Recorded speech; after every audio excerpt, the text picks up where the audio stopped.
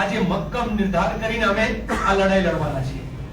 કોઈને ગેરસમજ ન થાય એટલા માટે અત્યાર સુધી અમે એક ખેડૂતના દીકરા તરીકે માત્ર ખેડૂત કે માલધારીનો જે અંગરખો હોય એ પહેરીને અમે લોકો આંદોલન કરતા હતા. આજથી અમે જાહેર કરીએ છીએ કે હવે પછીની જે લડાઈ છે એ કિસાન કોંગ્રેસના નેતૃત્વમાં અને અમે આ કોંગ્રેસના પંજાને સાથે લઈ લડશું. ખાસ આદમી પાર્ટીના કારણે ખેડૂતોનું આંદોલન અને ખેડૂતોની એકતા તૂટી ગઈ.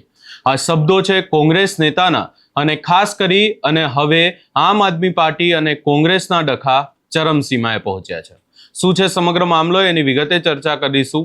નમસ્કાર, હું છું ઉજ્જવલ અને આપ જોઈ રહ્યા છો નિર્ભય ન્યૂઝ.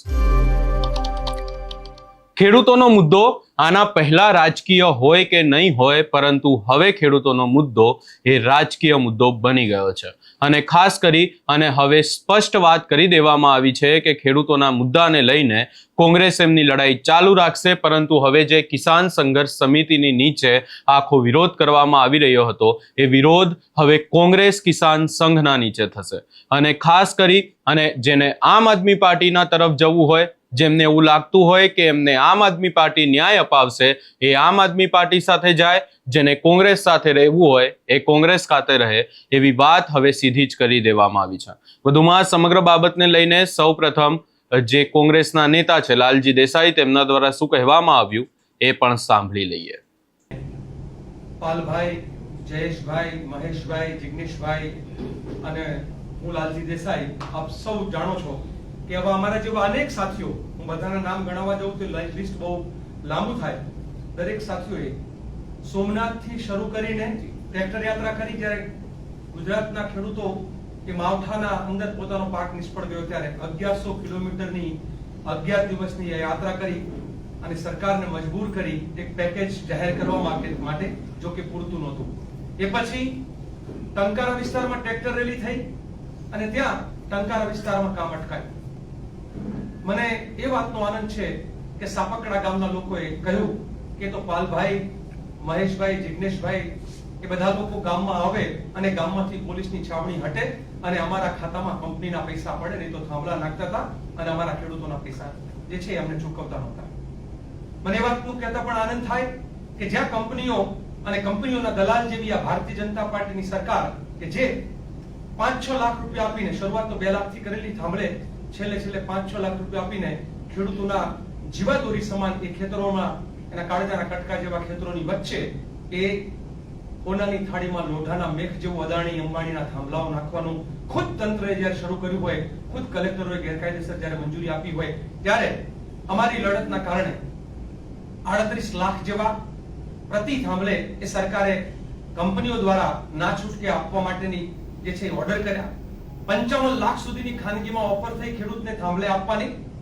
પરંતુ આપ સૌ જાણો છો કે અમારી એક જ માંગ હતી કે ભાઈ, વીજ પોલમાં તમને મન ફાવે એવું વળતર નહીં, પણ રાજસ્થાન મોડલ એટલે કે ભારતના, આપણા દેશના કાનૂન મુજબ 2013 ના કાયદા મુજબ બજાર ભાવના 4 ગણા આપો, કાં તો તમે મહિને 50,000 ભાડું આપો, કાં તો તમે 2 કરોડ રૂપિયા આપીને સેટલમેન્ટ કરો ખેડૂત સાથે, અને નહીં તો પછી નફામાં ખેડૂતને કાયમી ભાગીદાર બનાવો. આ 4 માંથી તમને સારું લાગે, તમારી કંપની, તમારા આકાઓને જે સારું લાગે એ સ્વીકારો, પણ ખેડૂતોને તમે આ રીતે ખેતર પડાવી લો તો ન ચાલે. આપણી બેન દીકરીઓને જે રીતે એ ઢસડીને પોલીસ પકડી લે, જે રીતે એને ખેતર જતા દંડાવાળી કરીને રોકે, જે રીતે કોઈ ગામ પ્રોટેસ્ટ કરતું હોય તો પોલીસ લાઠીચાર્જ કરે, અને જ્યારે પોલીસના લોકો સાથે વાત કરી તો કે શું કરીએ, અમે તો આદેશના બંધાયેલા છીએ, ઉપરથી ઓર્ડર છે એટલે અમારાથી કશું ના થાય, અમારે તો કલેક્ટરનો એક વખત હુકમ થાય એટલે કરવું જ પડે. તો આ કલેક્ટરોને કોણ આવા હુકમ કરે છે કે જેના કારણે આવું થાય છે? આ બધી પરિસ્થિતિથી આપ સૌ વાકેફ છો. એ સિવાયના જે 4 મુદ્દાઓની માંગણીઓ, એનાથી પણ આપ વાકેફ છો. આ બધા માટે થઈને ગામો ગામથી કિસાન કોંગ્રેસના અને કિસાન સંઘર્ષ સમિતિના નેતૃત્વમાં એક આંદોલન જે છે એ છેડાય છે. આમ તો 6 મહિનાથી આંદોલન ચાલતું હતું, પરંતુ જ્યારે અમે સર્કિટ હાઉસમાં પ્રેસ કોન્ફરન્સ કરીને 1111 ટ્રેક્ટર રેલીની જાહેરાત કરી અને પહેલી જ ટ્રેક્ટર રેલીમાં અમે એવું કહેલું કે શાસક પક્ષ તો આમાં આવી જ ના શકે, કારણ કે લૂંટારાઓ ખુદ આનો હિસ્સો બની ના શકે. એટલે ભાજપ હોય કે ભાજપની ભગીની સંસ્થા જે એમના ધારાસભ્યો પણ કહે છે અને હકીકત પણ છે કે ભારતીય કિસાન સંઘ એટલે સંઘ જે છે એ પોતે એનો જેને સંઘ ના કરાય એવો ભારતીય કિસાન સંઘ એ ભાજપની ભગીની સંસ્થા છે એના માટે, અને સાથે સાથે કે જેને ખેડૂતોને હળદરમાં ભેગા કરીને બધાને હળદર ભરાવવાનો અને જેલમાં લઈ જવાનો કારસો કર્યો હતો, અને જેલમાંથી ન છૂટે વહેલા જ્યાં સુધી બીજી એક સભા ન થાય ત્યાં સુધી, જ્યાં સુધી એમના આખા દિલ્હીથી આવીને એ સભા ન કરે ત્યાં સુધી એ લોકો જેલમાં રહે. અને આ આરોપ મારો નથી, આ આરોપ મૂકનાર જે છે એ જેલમાં જનાર ખેડૂતો અને જેલમાં જનાર એ વખતના આમ આદમી પાર્ટીના નેતાઓએ કરેલો છે. આપ સૌ જાણો છો. એટલે દંડાવાળી કરાવવાની, જેલોમાં મોકલવાનું આ અમને મંજૂર નહોતું, અને એટલા માટે મેં આમ આદમી પાર્ટીને પણ ત્યારે કહ્યું હતું કે સમર્થન કરવું હોય તો ગામો ગામ જઈને ખેડૂતોની વચ્ચે સમર્થન કરો, પરંતુ પહેલા કોઈ સમર્થનની વાત નહીં, કશું જ નહીં. અને ખબર પડી કે હજારો ટ્રેક્ટર રવાના થયા છે એટલે પછી 13મી તારીખે સાંજે એમણે જાહેરાત કરી કે અમારા આગેવાનો આ યાત્રામાં જોડાશે. આ આગેવાનોની યાત્રા નથી, આ ખેડૂતોની વેદનાની યાત્રા હતી, આ ખેડૂતોના અધિકારની યાત્રા હતી. અને આપ સૌ જાણો છો કે એક એવી યાત્રા, એક એવી ટ્રેક્ટર રેલી 2013 પછી 2013માં અહીંયા ટ્રેક્ટરોની રેલી આવી નીકળી હતી, અને ત્યારે માંડલ બેચરાજી વિસ્તારના લોકોનો વિજય થયેલો. અને એવી જ એક યાત્રા ફરી એક વખત, અને એનાથી પણ બમણા જુસ્સા સાથે જ્યારે નીકળી ત્યારે રાજકીય સ્ટન્ટ કરવા માટે થઈ અને પીઠમાં ખંજર ભોંકવાનું કોણે કર્યું, એના નામ, એના વિડીયો બધું જ મીડિયા પાસે પણ છે, પોલીસ પાસે પણ છે. એ વખતે ધાર્યું હોત તો કોંગ્રેસના કાર્યકર્તાઓ કદાચ એ આવેલા 5-25 લુખ્ખા તત્વોને ત્યાં ત્યાં એને તમે ધારો શું થઈ શકે જો, પણ એ ન થાય એના માટે પાલભાઈ હોય, જયેશભાઈ હોય, મહેશભાઈ હોય કે અમે બધાએ, અને કોંગ્રેસના અનેક આગેવાનો, ગીતાબેન ત્યાં હતા, પ્રગતિબેન હતા, મનીષભાઈ હતા, બધા લોકો, મારા ભાઈ રઘુભાઈ, સુનિલભાઈ, કેટલા નામ આપું, આ દરેક લોકોએ પ્રયત્ન કર્યો હતો કે ત્યાં પોલીસ અને ખેડૂતો વચ્ચે લાઠીચાર્જ ના થાય, દંડાવાળી ના થાય, અને જય જવાન જય કિસાનના નારાની જગ્યાએ મર જવાન મર કિસાન ના થાય. એટલા માટે અમે નમતું જોખીને ત્યાં થયું કે ભાઈ નહીં, એ લોકોને તોફાન કરવું છે, એમને તોફાન મુબારક, એમને યાત્રામાં પીઠમાં ખંજર ભોગવી છે, મગમાં ધોકો મારવો છે, એ એમની સમજ છે, એમને મુબારક. એટલા માટે થઈને અમે લોકો જે છે ત્યાં શાંત રહેવાનું, અને ગાંધીજીના માર્ગે તમને ભૂતકાળના મારે અનુભવ પણ કહેવા છે. જ્યારે કોંગ્રેસ દ્વારા કોઈ પણ અધિકારને લગતું પ્રદર્શન થયું હશે તો ક્યારે લાઠીચાર્જ નહીં થયો હોય, ક્યારે ગોળીબાર નહીં થયો હોય, કોઈ જેલમાં નહીં ગયું હોય. જેલમાં ગયા હશે તો લાલજી દેસાઈ કે પાલ આંબલિયા કે જયેશ પટેલ કે જિગ્નેશ મેવાણી એ લોકો ગયા હશે, કોંગ્રેસના નેતાઓ ગયા હશે, અમારા એક અમારા પ્રદેશ પ્રમુખ હોય કે વિપક્ષના નેતા હોય, એ લોકોએ જેલમાં જવાનું પસંદ કર્યું છે, લાઠી ખાવાનું પસંદ કર્યું છે, પણ ખેડૂતો ઉપરનો લાઠીચાર્જ નથી થવા દીધો. પાલભાઈને લીમડે બાંધીને માર્યા હતા, છતાં પણ એને ખેડૂત ઉપર લાઠીચાર્જ નથી થવા દીધો. મારી ઉપર એક નહીં 4 ફરિયાદો થઈ, મેં ખેડૂતો ઉપર ફરિયાદ નહોતી થવા દીધી. આ રણનીતિ જે છે, કાયદાની મર્યાદામાં રહીને સરકાર સામે લડવું, એ કોંગ્રેસની પદ્ધતિ છે. અને અરાજકતા ઊભી કરવી, ખેડૂત અને પોલીસને સામસામે કરવું, એ ખાસ આદમી પાર્ટીની, આપ સૌ જાણો છો ખાસ આદમી પાર્ટી શું કામ કહું છું, એ ખાસ આદમી પાર્ટીની પોતાની એક વ્યવસ્થા છે.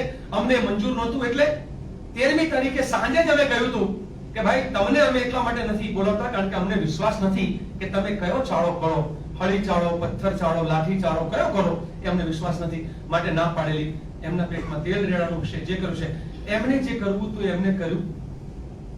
દરેકને કર્મ જે છે લોકો જોતા જ હોય છે, સમાજ, મીડિયા બધું દર્પણ છે.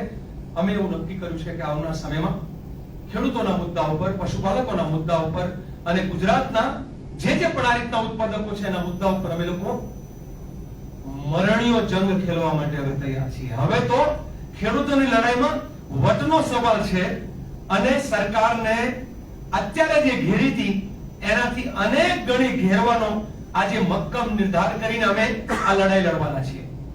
કોઈને ગેરસમજ ન થાય એટલા માટે અત્યાર સુધી અમે એક ખેડૂતના દીકરા તરીકે માત્ર ખેડૂત કે માલધારીનો જે અંગરખો હોય એ પહેરીને અમે લોકો આંદોલન કરતા હતા. આજથી અમે જાહેર કરીએ છીએ કે હવે પછીની જે લડાઈ છે એ કિસાન કોંગ્રેસના નેતૃત્વમાં, અને અમે આ કોંગ્રેસના પંજાને સાથે લઈને લડશું. અમારામાં જેને વિશ્વાસ હોય એ આંદોલનમાં જોડાય, અને જેને એમ હોય કે ના ના અમારે નથી લડવું અને કોઈ બીજામાં વિશ્વાસ હોય તો બીજામાં જેને જોડાય, અમને કશો વાંધો નથી. પરંતુ દરેકે બધાનો ઇતિહાસ તપાસી લેવો જોઈએ કે કોણ લડે છે અને કોણ નડે છે. મારી આ વાત કહીને હું આગળ ઉપર તમારા જે સવાલો હશે તેનો જવાબ આપીશ. હા, એક વાત એ કદાચ તમારામાંથી પણ આ સવાલ આવી શકે અલગ અલગ અમે લોકોએ નક્કી કર્યું છે કે લડાઈને હવે જે છે કિસાન કોંગ્રેસના નેતૃત્વમાં લડાશે, કિસાન કોંગ્રેસના ઝંડી નીચે લડાશે અને જ્યારે આ લડવાની વાત જે છે ત્યારે અમે એમ કહેશું કે લડવાવાળા સૌ સાથે આવો, લડવાવાળા તમે તમારી રીતે જે લડવાના હોય એ તમારા વિસ્તારમાં તમારી લડાઈ લડો. બીજું, ગુજરાતના વિપક્ષ તરીકે અમારો ધર્મ છે કે ખેડૂતોને જે અન્યાય થાય, જે અત્યાચાર થાય કે ગુજરાતના કોઈ પણ લોકોને અન્યાય કે અત્યાચાર હોય ત્યારે લડવું, એના માટે ન્યાય માટે, અધિકાર માટે એ વિપક્ષ તરીકેનો આ ધર્મ જે છે એ અમે નિભાવવાનું કામ કરીએ છીએ. હું આશા રાખું કે બીજા વિપક્ષો પણ પોતાનો ધર્મ નિભાવે. લડાઈ શાસક સામેની છે. લડાઈ આ ગુજરાતના શાસકો જે 30 વર્ષથી ગુજરાતનું શોષણ કરે છે એની સામે છે.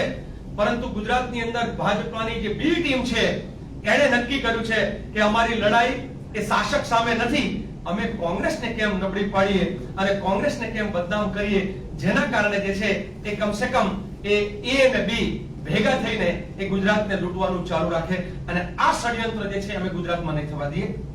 આપને એ જાણીને પણ આનંદ થશે કે એ પણ ખબર પડશે કે અંતરાત્મા જાગે ત્યાં ગુજરાતની અંદર અનેક જગ્યાએ આમ આદમી પાર્ટીના જિલ્લાના નેતાઓ રાજીનામા આપવાના શરૂ કર્યા છે. કોઈકે સવાલ પૂછવો જોઈએ કે શા માટે આમ આદમી પાર્ટીના 3 કિસાન ચહેરાઓ આમ આદમી પાર્ટી છોડી દીધી. 3 કિસાન ચહેરાઓ. સૌથી પહેલો ચહેરો એ હતા કરસનદાસ બાપુ ભાદરકા કે જે ખેડૂતોના મુદ્દે સૌથી આક્રમક અવાજ. એ કરસનદાસ બાપુ ભાદરકાએ કેમ આમ આદમી પાર્ટી છોડી. એ પછીનો ચહેરો એટલે રાજુ કરપડા, એને કેમ આમ આદમી પાર્ટી છોડી. એ ક્યાં જોડાયા, નહીં જોડાયા, શું હતું મને ખબર નહીં, પણ એને કેમ છોડી.